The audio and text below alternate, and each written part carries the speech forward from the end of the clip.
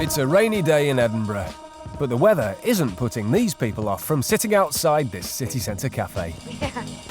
Here come a couple of all-weather hustlers. Sorry, hi. Sorry. It's Alex and Polly, who take a seat next to a friendly-looking chap at the next table. He's now the Mark. Do you want to leave your table? Yeah, we'll just move it a little bit. Yeah. There we go. Thank you. Sorry, I got so many bags. Otherwise, you'll be off my table. and then you can pay the bill. Yeah. So that's the ice well and truly broken. One thing's for sure, the hustlers won't be buying anyone's lunch in Beggars belief. I feel really embarrassed, asking to borrow some money and stuff. No, listen, it's okay. It's not a problem. I can lend you the money. I've brought 500. Yeah, that's fine. Yeah, that's perfect. Sounds like Polly's short of money and Alex is helping her out. They're trying hard to draw the Mark's attention to the envelope and the cash. 100? But he's so engrossed in conversation with his mate that he doesn't even notice. 500.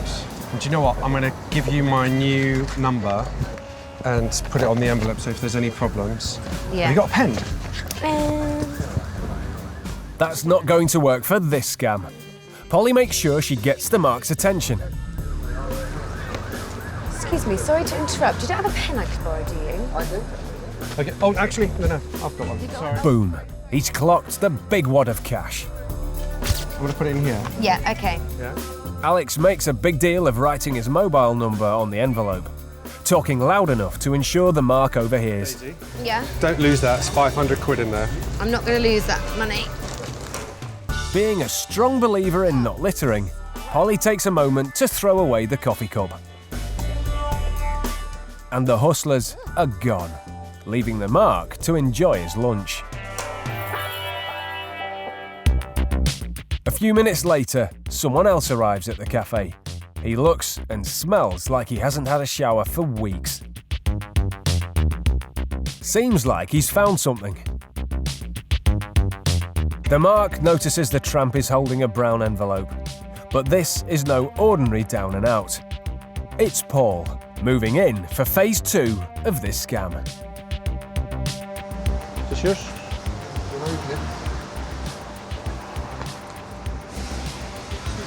I think a lady put it in there. Sorry, what? A lady put it in there. A lady put it in there with money in it. Finders keepers. Is that a number? I suppose so. Oh, God. This isn't what Paul wants to hear. Still not right, is it, though, is it? Can you call that? No, I don't want him to do it. You sure?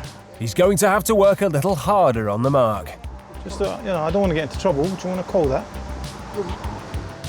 After a bit more persuasion, he gets him to call the number on the envelope, knowing full well it belongs to Alex. Hello there, hi. I'm just giving you a call. There's an envelope outside a place called Victor Hugo's with your telephone number. Oh, no. That's... have you got it? We've got it here. Another gentleman's got it. Oh. Has he opened it? No? Okay. He's a very honest man, huh? Oh, good. There's £500 in there for rent money for my colleague who's with me. I'm going to send her back, but she's not going to be able to get back there for another 20 minutes. Maybe if you could give him like £20, and when the lady comes, she can open the envelope and give it back to you. Okay, that's fine. That would be fantastic. He said he wants me to give you a reward of 20 quid, and she's going to give me that back out of that. Is there money in there? There it is.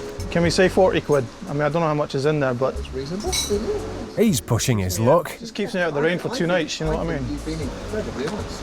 Oh, thank you. There's £40. And there's 40 quid. Can't say 50. Why not? Oh, thank you. 50's even better. Thank you. You are a very honest man. God bless you. Oh, You are. Thank you very much. Okay? Thank you.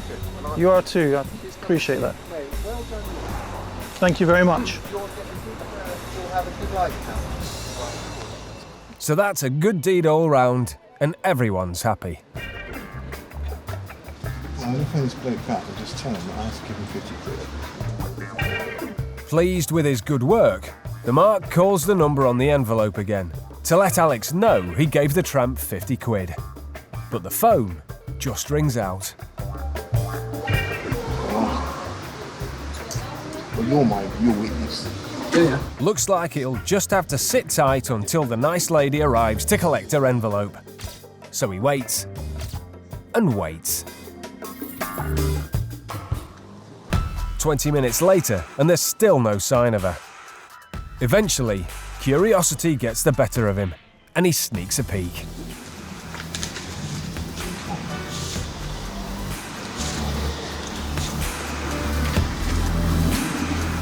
Instead of 500 quid in cash, the envelope is stuffed with shreds of newspaper. So what happened to all that cash? Here's what really happened. Earlier, when Polly dropped her coffee cup into the bin, she made sure the mark saw her.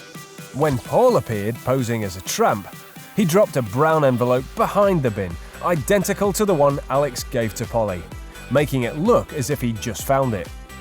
But this one didn't have any cash in it, just ripped up pieces of paper.